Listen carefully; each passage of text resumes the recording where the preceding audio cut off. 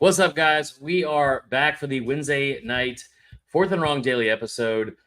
First and foremost, I threw this out there on Instagram yesterday. Would be a huge help. Like and subscribe, all that good stuff. The cliche things on YouTube. I said on yesterday on Instagram that I was going to do like a cardio strike instead of a hunger strike. Hunger strike's not my thing. And I was going to knock it off. What's that? I said that's bold of you. I didn't do it. I'll be honest. Yeah. It was just empty promises. I learned that from my dad, so it's good. Anyway, we're back with a very special guest, one of our favorite recurring guests, a guy that at some point we're just going to drop the news. Like, we're going to have our own show. We just have to work all the things We're workshopping some things right now. Yeah. Drew Butler, man, how are you? I'm great, Chris. How are you, man? Thanks for the invite. Yeah, dude, of course. We've been doing the daily show. Not going great. Fun to talk. Yeah, it's been a lot of fun. It's also like hasn't been the off season. There's a lot to talk about. Lot to talk about. Yeah. What has been your favorite off season moment?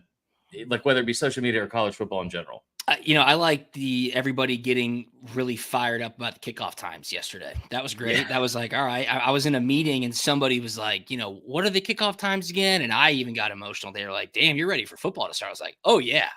Now you start getting the itch of, I just want football to be back. And I'm a football junkie. I love college football. I love the NFL.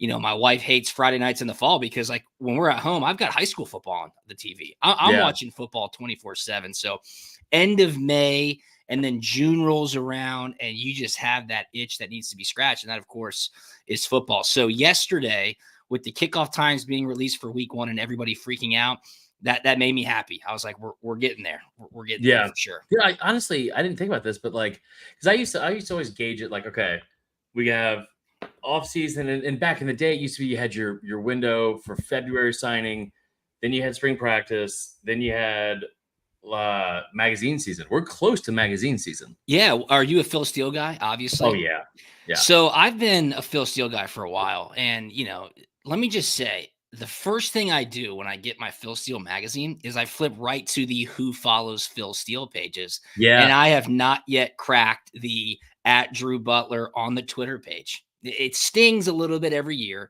I'm not conceited enough to send him a note and say, come on, Phil, throw me a bone, put me in there. I think you're on it. I think Vern. No, I'm not. There's no way. I could have sworn you were on it last year. I'll have to go back and check. That account is not on it anymore. I'll tell you that. Which is a bummer. So we need to get a petition going for all of the great listeners of Fourth and Wrong at Phil Steele. Put @Drew Butler and @Vern Funquist CFB in the magazine. I'm sure there's still time, especially the digital version. Do the right thing, Phil.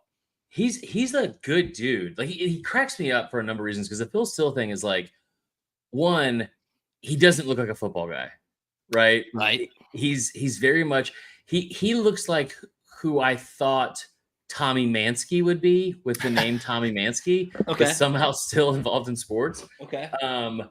And hold on, I need to make sure we get this. I'm trying to see if I have my Phil Steele magazine here, because I want to find it. I could have sworn if I'm you were in there. That would be the best thing that's happening in quite some time. I will say this: the two things about Phil Steele. One, in 2020, it's beautiful. In 2020, I sent him. I got like mine in the mail, because I think if you're like with like Football Writers of like Association of America, you get one for free. Yeah. It was sent to me, and it got stolen out of my mailbox. And I like posted. That's just how popular it is. Yeah, pretty much. And I posted about it. I was like, this is unbelievable. My magazine got stolen out of the what do you call it? He responded almost immediately and then sent me a new one for free. Just like, it was like, whatever. I'll give him no free shout outs, but Phil Steele, if you do the digital like bundle, it's actually really solid, because you're the first to get the magazine, and then you have access online or on your iPad. So if you're traveling or doing work, or if you got like multiple screens, you can do it. Here's what I'm talking about for everybody. There's a couple of pages in the Phil Steele magazine where he lists verified accounts. I'm not verified now because I don't pay for Twitter yet, but he lists all these people, and this is like college football personalities. I'm not in there yet. I mean, Cole Kubelik's on it. Who's Cole Kubelik? Come on. Jeez. The other thing I love about Phil Steele is, now listen, I love to toot my own horn and remind people of how smart I've been in the past with certain things. Yes. Like picks and stuff. There's nobody that bangs their own drum louder than Phil Steele, because half the magazine is like, I don't know if you guys recall, but in 2013, I said this is going to be one of the top 10 emerging teams of the next decade. And they finished number 7. And it is amazing the amount of data. Like, he is every girl that I've ever dated in the past that has like just a steel trap of a memory. And I don't even that's just women in general. I mean, we can just throw them all in one bucket. I live with 4 women, considering I have 3 daughters and a wife. I deal with that every day. So I have to be very, very careful about what I do or say, because it could bring back memories of something that I did in 2011. Right. It's a tough way to live, but we deal with it. I love my girls. Well, let's start with somebody that has not moved out of 2011, pretty much. Dabo Swinney. Dude, so like at this point, it's tails little time. It's not going to change. And I think it's one of those things where if he was having the same type of success he was having before, it wouldn't be a problem. But that's an issue for a number of reasons. One, he's the only one doing it. He's the only one that drew the line in the sand, is not going to not going to be involved in the transfer portal, blah, blah, blah. Clemson has taken, and this, I could be wrong with the stat. Evan, help me out here and check me if I'm wrong. I know he didn't take a single player in the portal this year. I believe they've only had one player, and it was Hunter Johnson, who went to Northwestern and then came back to Clemson. So that's the only one they've had. I think the nuance of this whole thing, and the reason why it's a bigger deal than maybe it should be, is the level of success that he's not having, right?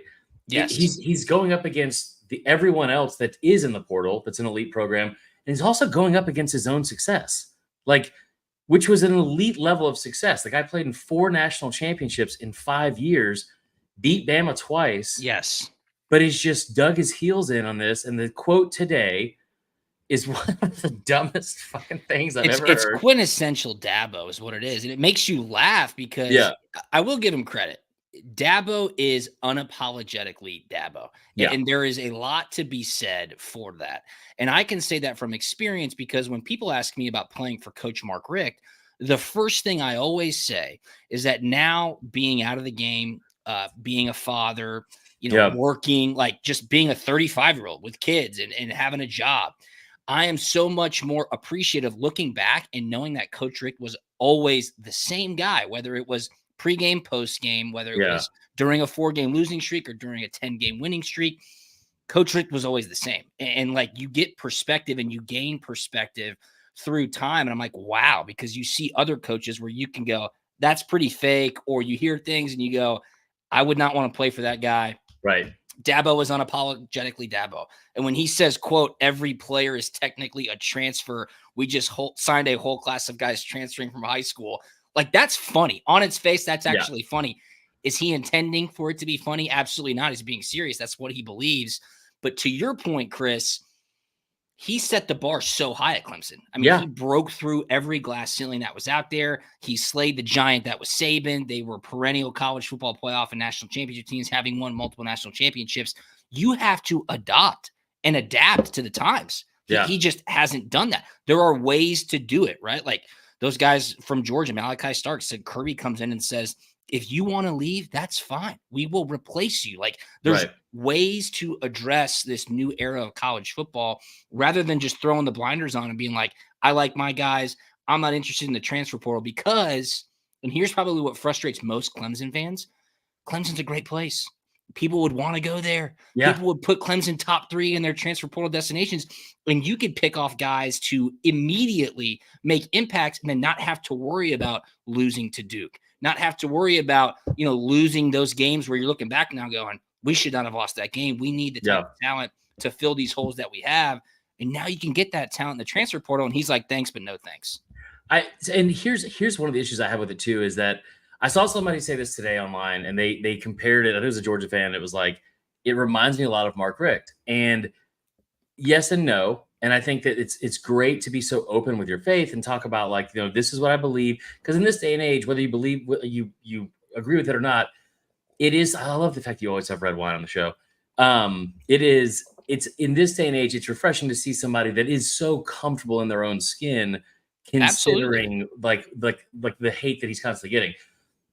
And I'm not trying to be a jerk here. I know this was your coach, but like, the reason why it's not Mark Richt is because Dabo did break through and he won 2 national championships. And he, and he took that whole thing from like Clemsoning, where that was the whole identity of that program. They couldn't win the big one, and they get to one of the, they get to the mountaintop. The thing that's also weird to me about this is that, like, I remember saying this about Mark Richt in 2008, and I caught a lot of flack for it, but I firmly believe it. And I remember saying the reason I'm glad that Bama has Nick Saban, this is going into that weekend of the blackout game, is because I know that on Sunday Mark Richt's going to be in church. Mark Richt was, I think, is his main focus in life wasn't necessarily football. It was like molding young men and developing kids, and like he loved that aspect of it. And he's damn good at it too. He's great at it still. Fantastic. To this day.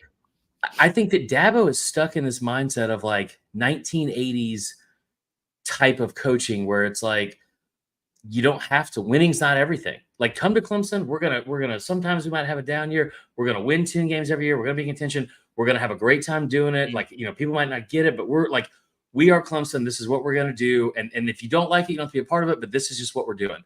And I think that he obviously wants to win, but it feels like winning has taken such a back seat to some of his own stuff. And I don't know if there's room for that in this day and age of college football. It's like through their own doing, they have put themselves back to when they were Clemsoning and when they had to break through. And it's through the things that they haven't done, which is crazy to say. And now you look at the ACC and there's this influx of new teams, and Florida State has this new life. It'll be really interesting to see what happens this upcoming season, especially with such a tough opening game against Georgia in Atlanta. What is Cade Klubnik going to be like? If you ask me right now, I would sit here comfortably May 15th and go, I think Kirby Smart's defense is going to be pretty ready to go to throw the book at Cade Klubnik and has some success in Atlanta. So they're going to have to figure out a way with the talent that they have, because they're not going elsewhere, to say we can go toe-to-toe with Georgia. Georgia obviously is going to have to replace a lot of people. There's going to be a lot of new faces on the defensive side of the ball as well. But it's crazy that in 2024, with this kind of hands up era of college football where anything goes, they're almost playing by the rules still when you don't necessarily have to. Yeah. And I think you brought up a really good point too, that gets lost in this conversation, which is, dude, he's built everything there. Like, I don't know if you went, I remember going to Clemson. It's always been a great place. Like people have always been like enjoyed going to Clemson. It's so close to Atlanta, and it's like, but it's so almost like secluded too. You're near lakes. Like it's a great place to go. It's a good school, all that. But like, the mean thing to say is that Clemson is just Auburn with a lake. I mean, that's the most classic thing ever. Isn't that? Yeah. Yes, it is. I mean, it kind of is, but yeah. But I mean, the main thing is, it's like he got that place to a point where in this day and age of football, dude, all he has to do is say the word, and the keys from the boosters and the money and everything are handed to him. Like, they have the best facilities. Like, no doubt. I don't know why he wouldn't want to do that. I'm looking at Clemson's schedule right now, and they have just an awesome conference home game, September 28th. I mean, this one is sick.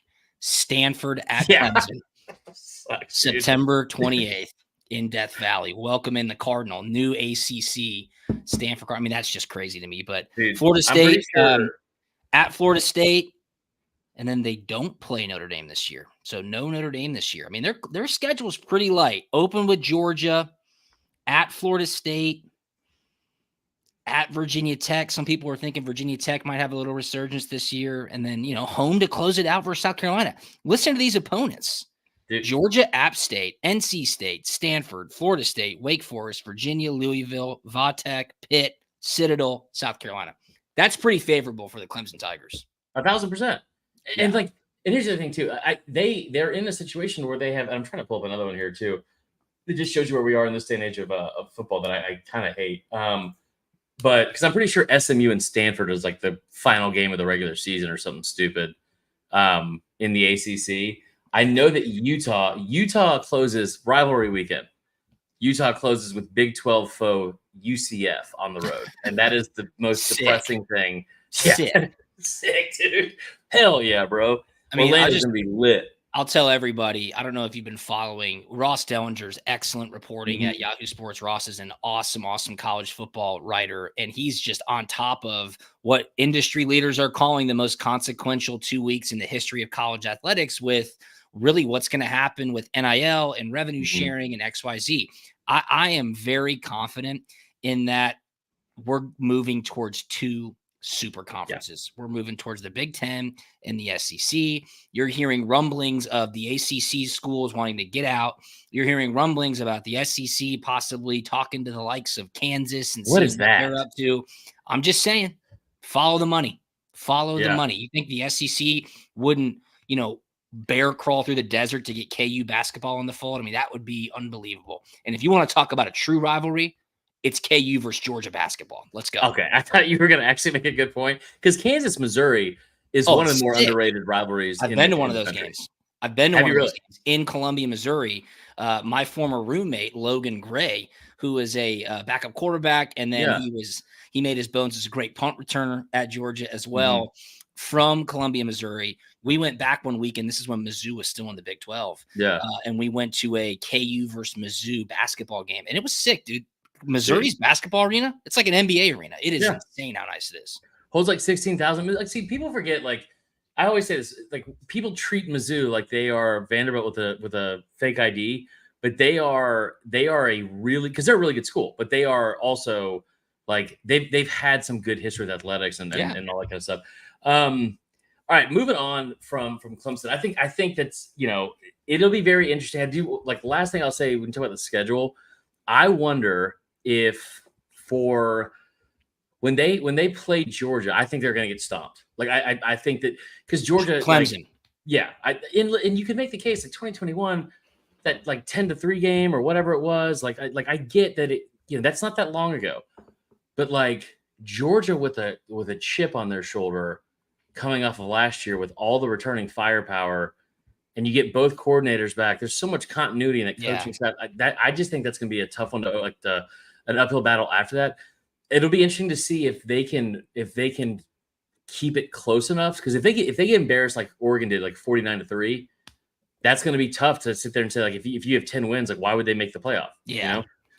Did you make you sent the tweet out about the last time they played, where the programs were as far as Clemson? Was that your tweet? No, somebody tweeted it out, and I want to give him a shout out. It might have been our buddy John Tweet Sports. He's a great follower as well. He's great. And he tweeted out just where the programs were at that 2021 kickoff game. Georgia had not broken through. Georgia did not have a national championship. Clemson was coming off all their success, more recent national champions. And like 2 years later, it is a totally, totally different ball game when it comes to the trajectory of both Georgia and Clemson. So it'll be a lot of talking points leading into that game for sure. Yeah, man, for sure.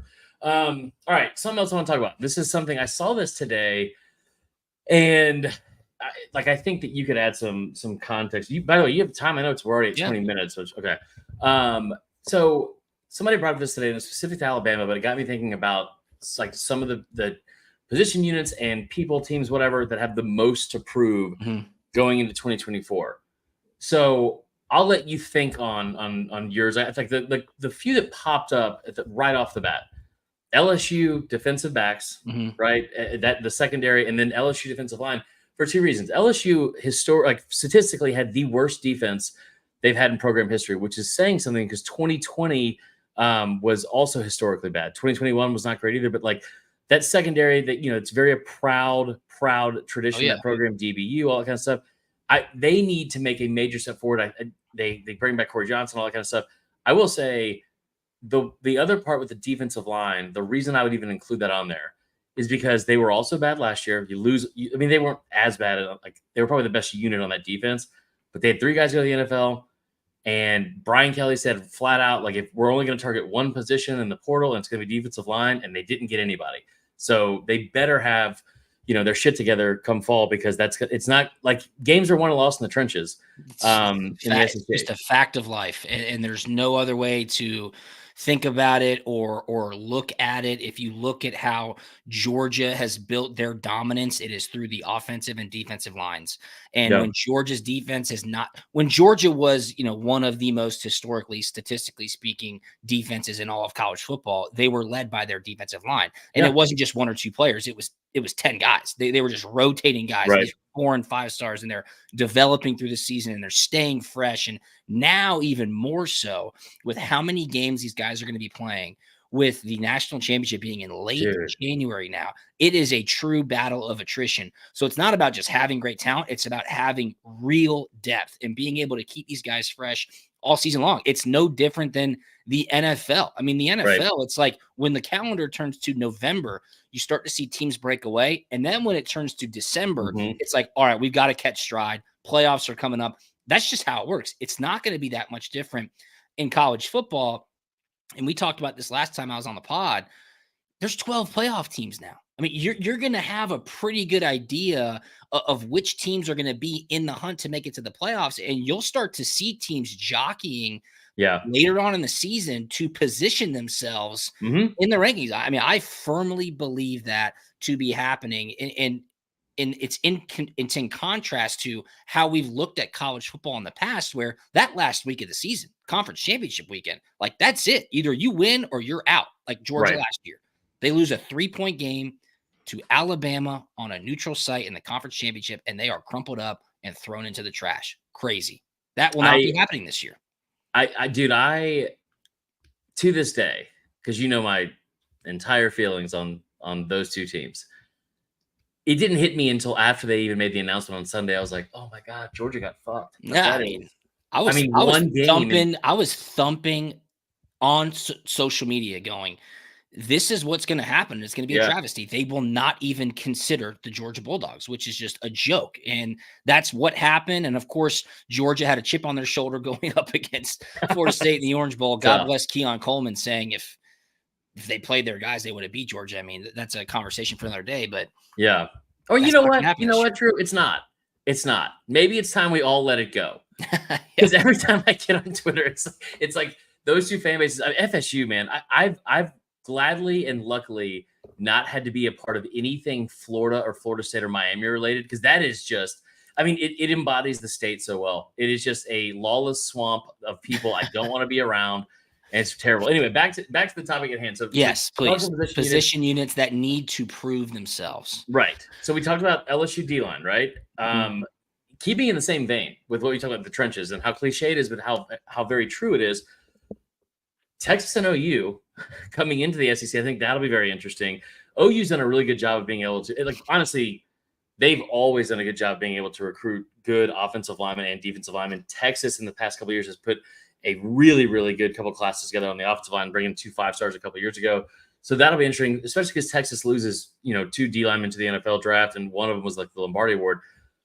The team, I think, in the conference that has the most to prove from a trench standpoint is Alabama. And I brought this up. Your tweet. Yeah, I liked your tweet. I thought it was solid. A lot of good statistical backing on that tweet. That's where I like to live. And I know that, like, I know that not everyone's going to agree that, like, the offensive line is completely to blame for some of the sacks, all the sacks that were made a year ago. But I want to go over some stats that I threw up here on a deep dive I did earlier this year. Let me pull this up real quick. But last season, in the 14 games that Alabama played, they gave up 49 total sacks. 49 total sacks. That ranks 129th in the country. It's the most they allowed in program history. Right? It's, by the way, 129 out of 133 teams. Now, let me ask one thing. Do you think it has anything to do in relation to Jalen Milroe being a running quarterback? He escapes the pocket, things break down, he takes the sack. I don't know. 129th out of 133. There's no excuses for that, but I'm sure some of those sacks were those types of situations, if I could play devil's advocate. So, and I appreciate you doing that. But I think here's I'll push back on that in a second. But so 129th out of 133 teams. It's the most of any team in the SEC in the last 15 years. That's insane. For that to be Alabama and then making the college football playoff and winning the SEC, that's wild. To put that in perspective, right? 49 total in 14 games. That's more than Oregon, Washington, Georgia, and Michigan all had combined last season. They had 48. 49 total is also 11 more sacks than Georgia allowed in 3 seasons combined from 2021 to 2023. So the Milroe thing, and I already see the whole thing about Jalen Mildew and all that kind of stuff. listen, I know that like I can think of like off the top of my head, there's multiple times where I saw him early in the season, especially roll out to his right, hold on to the ball for too long, inexcusably take like a sack for a loss of like 5 to 8 yards when you're a yard or two from the sideline. Like either throw it away or get out of bounds. You're faster than everybody on the field every time you step on the field. I will also say, like you saw it firsthand in the Rose Bowl. 32 of the 65 snaps in that game were off target from the center. And that was something that plagued them all year long, which is, I've never heard of that before. And the only other thing I'll say, and somebody walked into this trap that I set for them on Twitter earlier, and they were like, yeah, but like compared to somebody with like Bryce Young, who's like a better quarterback, getting rid of the ball, blah, blah. 2 years ago or 3 years ago now, in 2021, when Bryce was the quarterback and they played Georgia twice, they allowed 41 sacks, which was the second most in the conference and ranked 120th. So 2 times in the last 3 years, this Bama offensive line has allowed the most sacks in program history. So is that scheme or is that lack of talent? Because I have a hard time believing it's lack of talent. Is it coaching and scheme? I mean, because whatever that is cannot continue moving forward. I would have to argue that however Kalen DeBoer runs that offense, they will be addressing that issue. There is absolutely no doubt about it. I got a position group that I think needs to prove it big time. It's the quarterbacks for the Tennessee Volunteers. Okay? Oh, okay. I think that's a good one because everybody knows Josh Heupel is a great game planner. He's a great play caller, and it all revolves around the success of the quarterback. I mean, Hendon Hooker got absolutely shafted by not getting invited to the Heisman Trophy ceremony, albeit he did tear up his knee. He had an unbelievable season, and Tennessee was so good that year because Hendon Hooker was so effective.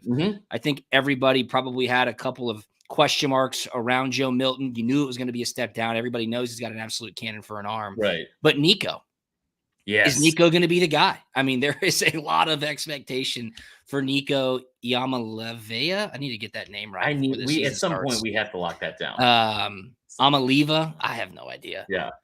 But that is a big time prove it position unit because if the Tennessee quarterback room is subpar, they will not win 9 games.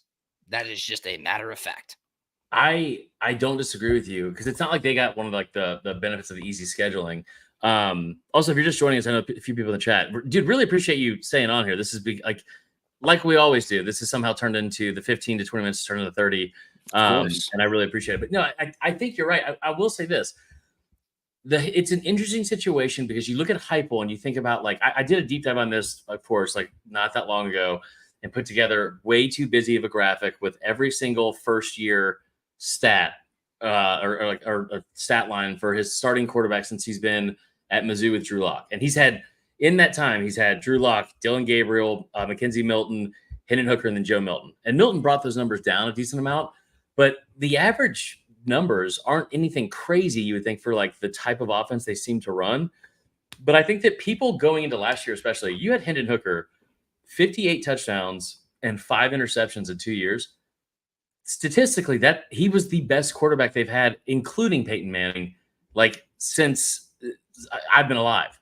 And to go from a quarterback that's that precise with like the deep ball, especially, the writing was on the wall with a guy like Joe Milton. I will say with Nico, I think he's going to be really good because I'm buying into the hype. He has had a year to sit, learn the offense.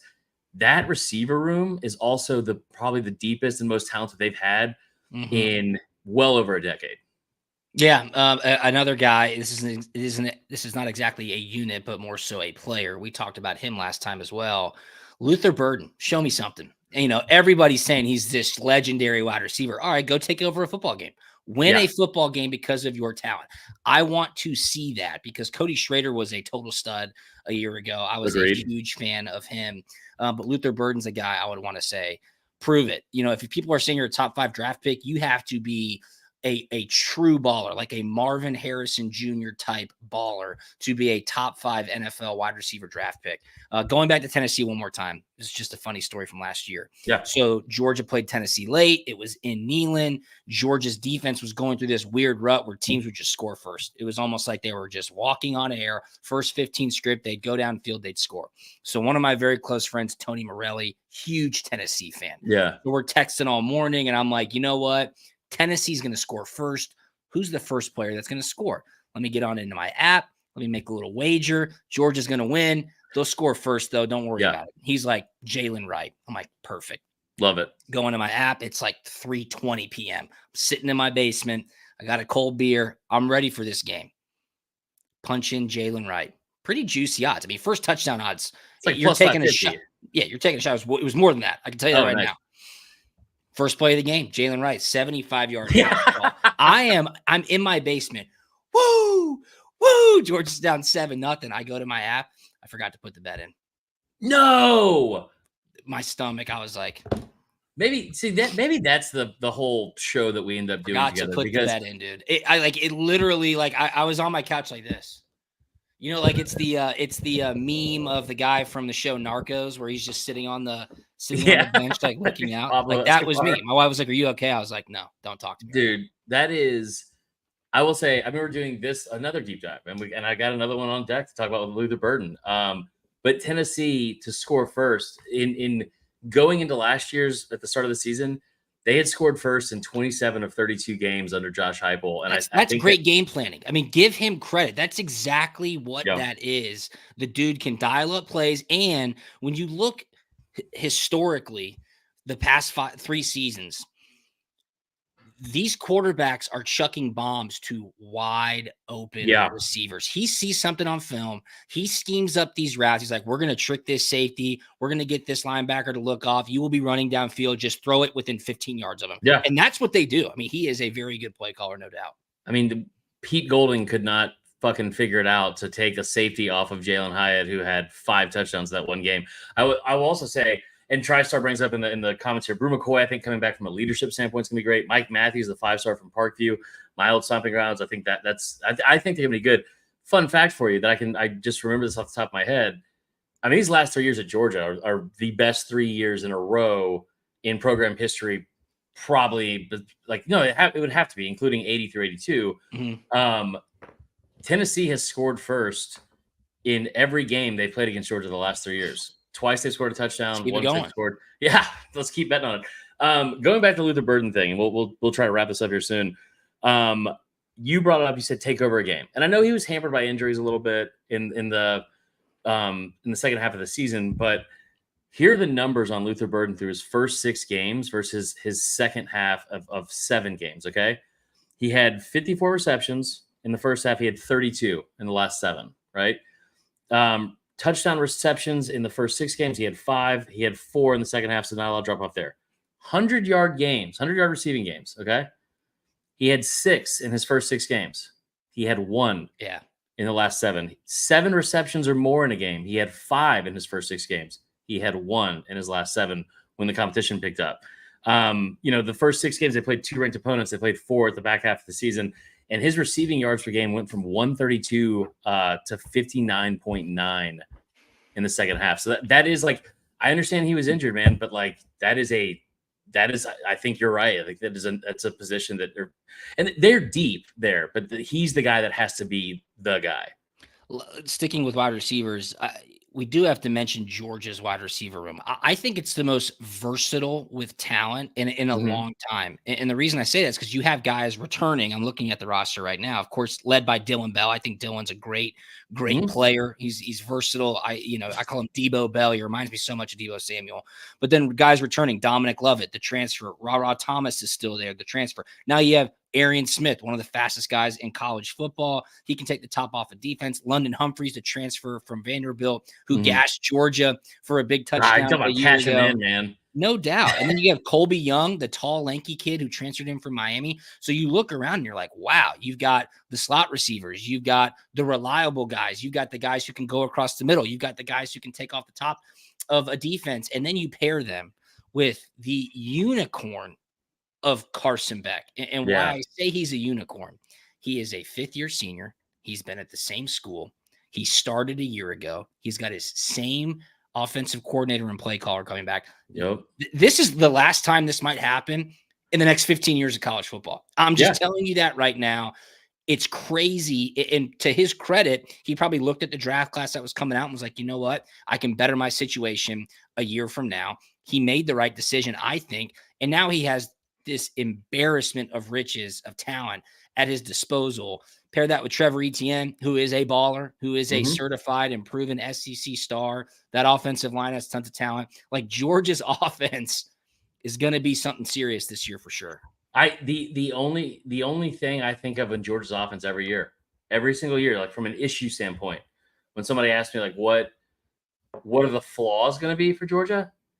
I'm not saying this to be funny or cute or like, as idiots on social media would say, Glaze, Kirby Smart, and UGA. But like the issue every year is how do you disperse the ball enough to all of your talent so you keep everyone happy. And it just so happens, just like with so many and our listeners, Willie Gray, Andrew C., Jeff Williams, Evan Grimes, they've heard me talk about this ad nauseum, and I will continue to do so until it stops happening.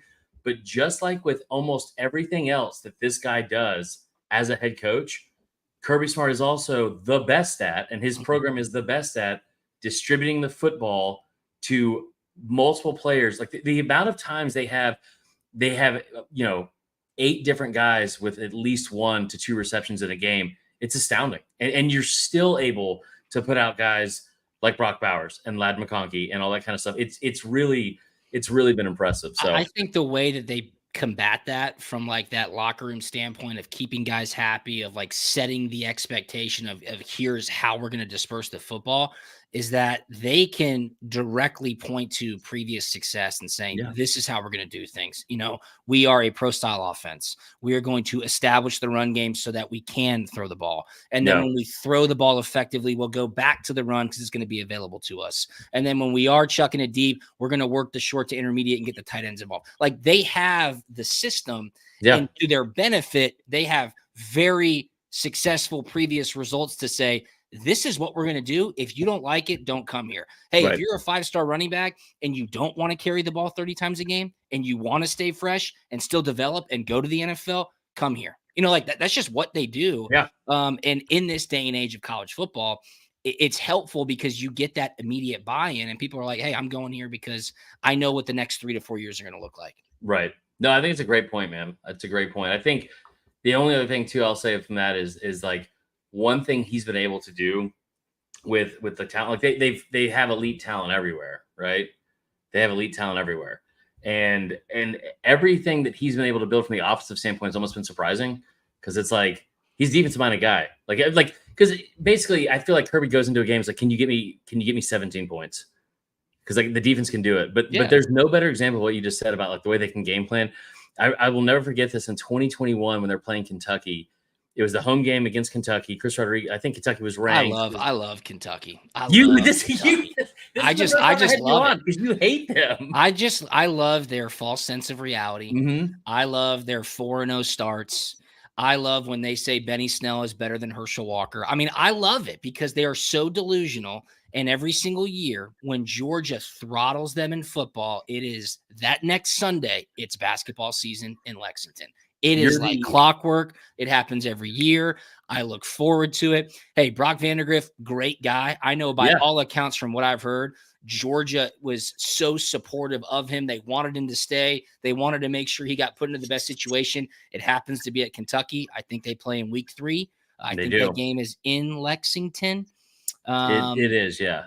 That will be a fun game. I will be ready for that game. It will be awesome. And I do this, like all those guys, Matt Jones, all those guys. Kentucky's going to be so good this year. Mark Stoops, God bless him. I mean, I love Mark Stoops. I have a picture of Mark Stoops, me and Mark Stoops. I'm like, dude, you're the man. Thank you so much. You are the torchbearer and maybe the only person in the parade that hates on Kentucky football. And I tell you what, we'll close with this. And we probably could have gone on for another 30 minutes, but I will.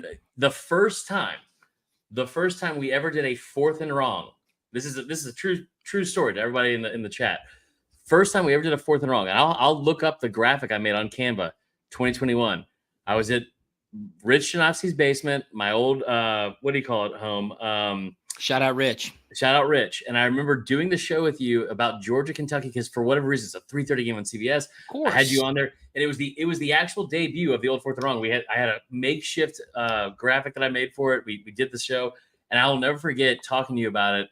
and you had this like you had so much venom for Kentucky football. I was like, what the fuck did Kentucky do to Drew? Who even has that much, emotional capacity to care about Kentucky football like that? And it's me. I don't know why it's been that way. It really turned. It was the year they were literally saying Benny Snell is better than Herschel Walker. I was like, okay, this is insane. What were they, 10-1 or something? It was 2021. It was Benny Snell was 2018. They went 10-3. That's exactly when it was. And Georgia went up there and just absolutely curb stomped them. Like, it wasn't even a game. They're just not at the same level of that upper SEC echelon. They're just not. And I was a big Devin Leary believer a year ago. Same. And like, I have to remind myself, it's Kentucky. Mm-hmm. Like, Drew, don't do that. Don't let Phil Steele do that to you, Drew. Like, you just sometimes your gut is right. And for me, if I ever get that little inkling of like Kentucky football could be real, I'm like, no, they cannot. They just can't. Sorry. Well, listen, hopefully no Kentucky fans were watching. I doubt they were. But no, I appreciate you coming on. Tell everyone where they can find you. And then at some point, like, we keep teasing it, but like, it'll become a reality. We've been talking about this behind the scenes for a while now, doing a show together, like a consistent weekly, bi-weekly, whatever show that will be. And we're going to make it happen at some point. We just have not nailed down all the stuff. So, I mean, it will be the grand convergence of Alabama and Georgia fans, of course, with heavy SEC center, but college football headlines in general. We're workshopping it. We're thinking about it. We want to make it something that's not currently being provided in the podcast landscape of 2024. So give Chris and I a little time on that. But man, find me online. I'm at Drew Butler everywhere. Punt and Pass will be back for the 8th season, which is really exciting.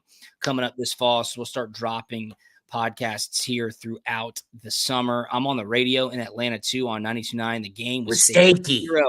My man Steaky. We're on the Steakhouse 9 to 11. So check us out there. We always have a ton of fun. And Instagram, Twitter at Drew Butler. Holler at me. Love talking football, golf. It's PGA Championship weekend, so I'm fired up for that. I will say this. So tomorrow, I actually get to play in Austin Riley's golf tournament tomorrow, which will be really cool. Okay. So Austin Riley, Matt Olson, all the Braves, it's their off day. That'll be Parkview High School. They do a great job. It's going to be at Hawks Ridge Golf Club, so that will be fun. But then I'm driving to Montgomery, Alabama. Gross. And I'm going to the Jimmy Rain Foundation charity event. I've been lucky enough to be invited to this event for the last 5 years. It is a who's who of Alabama and Auburn. It's really cool to see. Yeah. And they sprinkle in some other SEC guys. There's like a contingent of 5-7 Georgia guys. Me and my dad, David Green always goes. Buck Bellew always goes. Shockley's always there. So like, we're just the Georgia guys off to the side. There's a couple of other Tennessee, South Carolina. They're all mixed in. But tomorrow's keynote speaker is Nick Saban. It will be awesome. I'm really fired up. So all of the former players and coaches, we all get together and we have like an hour and a half cocktail hour with Coach Saban, just telling old stories. I'm really looking forward to that. He seems like he's living his best life. God bless him. I thought he was awesome on the NFL draft. Yeah. Terry Bradshaw was the keynote speaker a year ago. The banquet is at the Renaissance in Montgomery. They raise a ton of money. That's Jimmy Rain's awesome. So I'm honored to be invited to that. I'll give you an update on that next time. I know Saban doesn't drink, but drop that. Put the screen recording on, or the what do you call it, recording on in your phone. Put it in your pocket. But yeah, man, I appreciate it. We'll do it again soon. Have a safe trip, obviously, and everybody in the chat. Make sure you guys, like I said, like and subscribe. Helps us out, all that kind of stuff. Absolutely. We'll be back tomorrow night with Chris Gordy from SEC. You know what? He forgets the name of my show every time I'm on his. So I will take this opportunity to forget his. Locked on SEC. I couldn't do it. Until next time, guys. We appreciate it. Thank you, Chris. See you, everybody.